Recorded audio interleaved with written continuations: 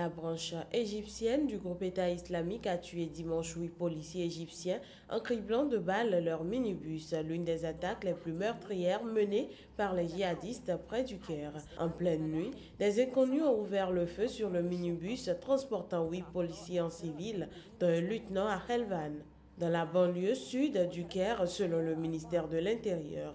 Tous les occupants du véhicule ont péri dans l'attaque. Les groupes djihadistes, ceux ayant fait allégeance au groupe État islamique en particulier, multiplient les attaques meurtrières visant essentiellement la police et l'armée depuis la destitution 3 juillet 2013 du président islamiste démocratiquement élu Mohamed Morsi. Ce mouvement, qui a fait allégeance en 2014 à l'organisation islamiste contrôlant une partie de l'Irak et de la Syrie, a déjà revendiqué la plupart des attaques et attentats ayant fait des centaines de morts parmi les policiers et les soldats en Égypte ces 3 dernières années. Le pouvoir égyptien a échoué jusqu'à présent à mettre fin à cette insurrection, même si l'armée affirme avoir tué plus de 1000 djihadistes.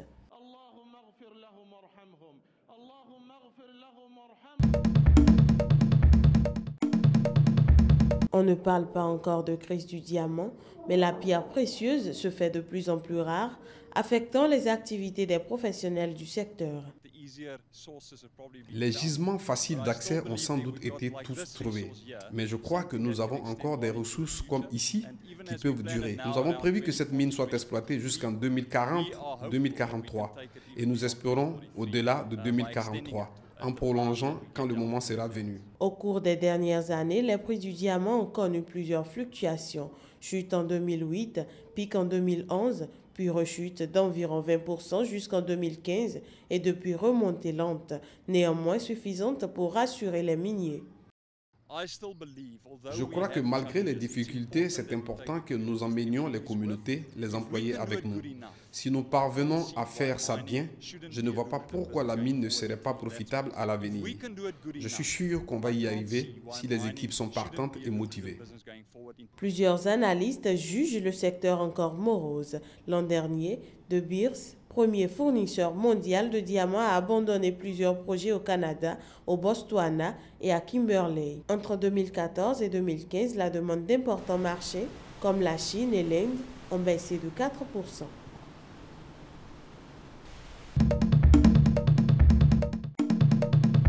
« 13 ans après la mort sur le terrain de marque Vivien Foé, c'est un autre joueur camerounais, Patrick Ekong, qui vient décéder dans les mêmes conditions dans le championnat roumain. Je l'avais vu jouer au Cameroun, je pense qu'il avait joué avec le Canon de Yaoundé. Et le savoir ou bien le voir coucher comme ça sur l'aire de jeu, pour nous les Camerounais, c'est vraiment très triste. Nous sommes vraiment abattus partout dans toutes les chaumières. Aujourd'hui, on ne parle que de ça.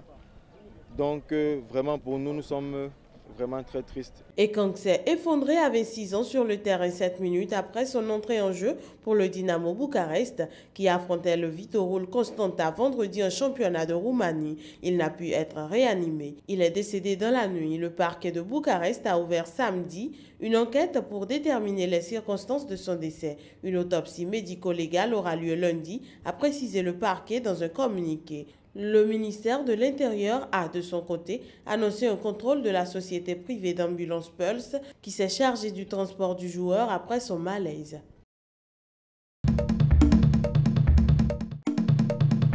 Des milliers de Sud-Africains ont défilé samedi dans les rues du Cap pour réclamer la dépénalisation du cannabis à des fins thérapeutiques et récréatives. Certains fumant de la marijuana, d'autres brandissant des pancartes ou des drapeaux rasta, rouges, jaunes et verts. D'autres portant dans leurs mains des plants de cannabis.